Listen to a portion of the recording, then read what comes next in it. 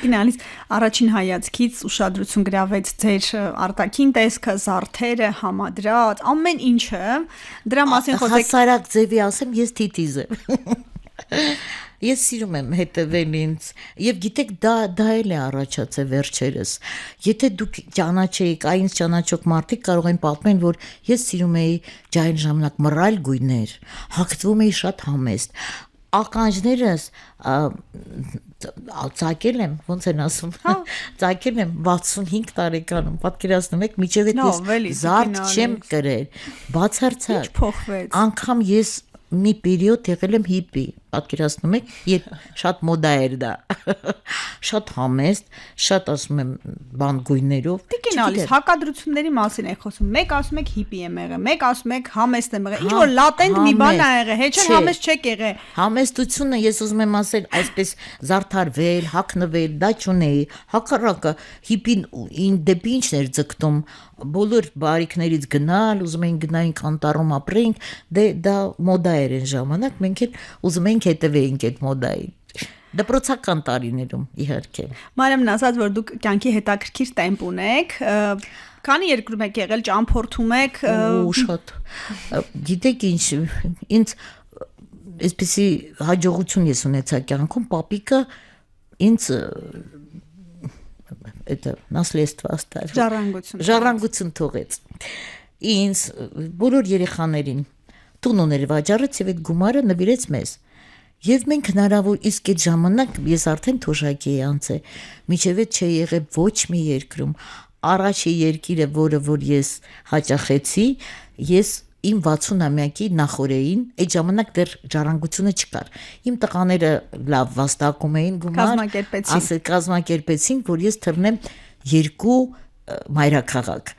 Հռոմ եւ Փարիզ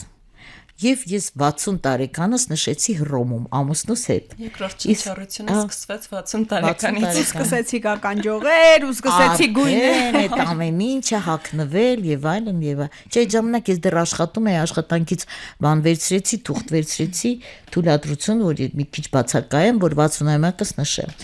իսկ դրանից հետո արդեն ամեն տարի հենց որ մենք կարողանում ենք ստանանք այդ շատ դժվար ստացվող վիզան անպայման ամուսնուս հետ միտեղ գնում ենք 12 տարիների ընթացքում քանի երկիր եք այցելել 12 ստացվում է, թե տարին մեկ գնում եք։ Երևի մի 10, հա, 10 շատ երկրներում եմ եղել, շատ հետաքրքիր, բայց դեռ պլաններ ունենք շատ։ Վերջի իմ այ Մարիամը կարող է պատմի, վերջի իմ երկիրը եղել է Ստամբուլը, որը առանց վիզայի, հանկարծակի ամուսինս առաջարկեց, ասեց, միջև մենք նոր վիզա ստանանք, ուզում ես միտեղ գնանք, որտեղ վիզա չկա։ Այ դա Ստամբուլն է եւ էժան երկիրի արի գնանք, ասի արի, եւ մենք գնացինք։ Մարիամ, ինչ է ստեղծում Տիկին Ալիսը, դուք ասացիք, որ գույն է տալիս, ինչ է անում, որ եկավ մասնագիտական առումով, բոբիկ լրիվ, այսինքն տեխնիկաներ կան, արդեն նկարել էր, ինչ որ մի բան, որպես, այսպես ասենք, մանկավարժը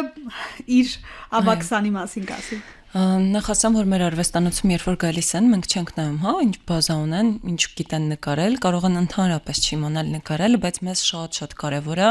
նախ սերը արվեստի հանդեպ, հետո էներգիան, հա։ Երբ որ Տիկին Ալիսը եկավ, ինքը նկարել չգիտեր, ինքը կպատմի երևի ինձ ասում էր, որ երբ որ իմ երեխաները ուզում էին, որ ես որևէ բան նկարեի դպրոցում, դա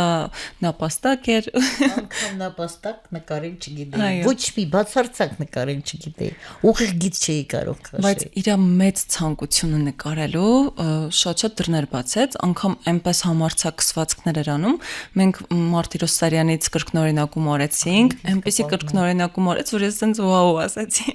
Բայց իրականում իր էներգիան, հա, որ ինքը մտնում արվեստանոց, անգամ եթե ունեն մենք պատանիներ, մանուկներ, հա, լսարանում, Տիկին Ալիսյան ամբողջ sense էներգիան փոխում է լսարանի, բոլորը սկսում են ժպտալ, բոլորը սկսում են ավելի դրական ստեղծագործել, հա։ Տիկին Ալիս, ինչու որոշեցիք նկարել է փորձել, եթե ինչպես դուք եք ասում, ուղիղ գիծը չէիք քաշում։ Ասեմ, ուրեմն այսպես մի քիչ ես ռոմանտիկ եմ իմ էությամբ զբոսնում եմ ասենք փողոցում, տեսնում եմ մի շատ գեղեցիկ տեսարան, ասում եմ, վայ, ինչպես կանգնացնեմ այս բաղը, ուզում եմ միշտ տեսնել։ Կանգառ ակնթարթ։ Հա, Կամ գիտեք, երբ որ ճանապարհորդում էինք, բոլոր թանգարաններում ես ծրագիր ունեի, որ երկիրը որ հաճախեմ, անպայման բոլոր թանգարանները պետք է լինեմ։ Եվ տեսնում էի շեդևրերը, այդ հայտնի շեդևրերը, ես ասում էի, ախ, ինչպես անեմ, որ ես Վան Գոգի «Звёздная ночь» նկարը հաճախ տեսնեմ, ոչ թե այդ մոմենտին։ Ու ես այդ ժամանակ ծանոթացա մի նկարչի հետ, որը որ կոպիաներ սկսեց իմ համար անել, եւ ես իր միջոցով էլ արդեն եկաք Դաշտոյան կենտրոն։ Մարիամ, դժվարությունների մասն էլ խոսեք, եթե այդպիսի կան ավագների հետ, եւ քանի հոգի ունեք այսօր արդեն ավագների կայուն խումբ ունեք։ Ունենում ենք հաճախ իվենտներ, որի ընթացքում ունենում ենք ավագ խմբի ներկայացուցիչներ եւ կազմակերպում ենք մեկ օրյա, ամսվա մեջ, տարվա մեջ որոշ ծրագրեր, որպես այդպիսին խումբ ձևավորում ենք նոր, ունենք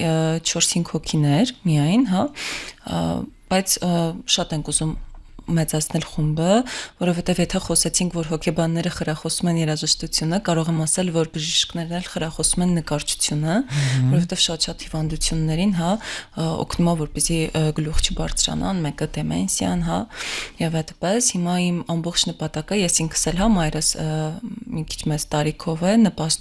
փորձում եմ նպաստել նրան, որ ինքն էլ զբաղվի արվեստով եւ իրան տեսնելով նաեւ այդ խմբի աճի վրա եմ փորձում աշխատել։ Ունենամ շատ մեծահասակներ, որոնք կզբաղվեն արվեստով, կլինեն առողջ թե հոգեպես, թե ֆիզիկապես։ Օգտվելով էլ առիթից մեզ լսող մարդկանց հրավիրենք, եթե ուղեղի մի անկյունում երբևիցե երազանք են ունեցել, ցանկություն, հոգու խորքում նկարելու, սա լավ հնարավորություն է եւ նրանց համար, որ ինչպես ասացինք, չեն փորձել, չեն մտածել դրսևորել իրենց։ Ես իրականում խորհուրդ կտամ մեծահասակների երեխաներին, իրենց ծնողներին որոշ խմբակների տանել, որը կնպաստի իրենց երկարակեցությանը, իրենց երիտասարդությանը, որովհետև զբաղվածությունները ավելի օգուտ են լինում իրենց ծնողներին։ Դա կարող է լինի նկարչություն, իհարկե համեցեք մեզ մոտ եւ նաեւ դուք էլ անպայման ինչ խորհուրդ կտաք, ես հարցը տամ, ինչ խորհուրդ կտաք ձեր տարեկիցներին, որ թոշակի են անցել ու որպեսզի ձեպես չփոշմանեն, ինչ անեն մարդիկ, ոնց երկրորդ շնչառություն վերցնեն։ Անպայման պետք է զբաղվեն, կարելի է սկսել նկարչությունից, հետո ավելացնել երաժշտությունը, հետո որևէ լեզու ուսումնասիրելը, ամբողջ ժամանակ պետք է ինչ որ բանի վրա աշխատել, որ չծերանան, որ չկորցնել հիշողությունը։ Ու ես ուզում եի Մարիամի ասածին առողջության տեսակետից ավելացնել, որ քանի որ ես 40 տարի աշխատել եմ բժշկական մթնոլորտում եւ իմ ծնողներն էլ են բժիշկ եղել, մայրս բժիշկ էր, ես հաճախ լսել եմ պատմություններ կոնկրետ անուններով, դեպքերով, երբ մարդ դեպրեսիայից բուժվել է նկարչությամբ։ Այ կա մի ինձ լավ հայտնի կին, որը որ ծանր դեպրեսիա էր տանում, նա սկսեց նկարել եւ բացեց իր ցուցահանդեսը եւ բուժվեց, դուրս եկավ այդ դեպրեսիայից։ Եվ ասում եմ, աշխատելով բժիշկների մեջ ես շատ եմ այդպիսի պատմություններ լսել, որ նկարչությունը օգնում է առողջությանը, մանավանդ հոգեկանի հետ։ Առողջությանը։ Մենք իրականում ունենք նման դեպքեր, հիմա մենք նաև ունենք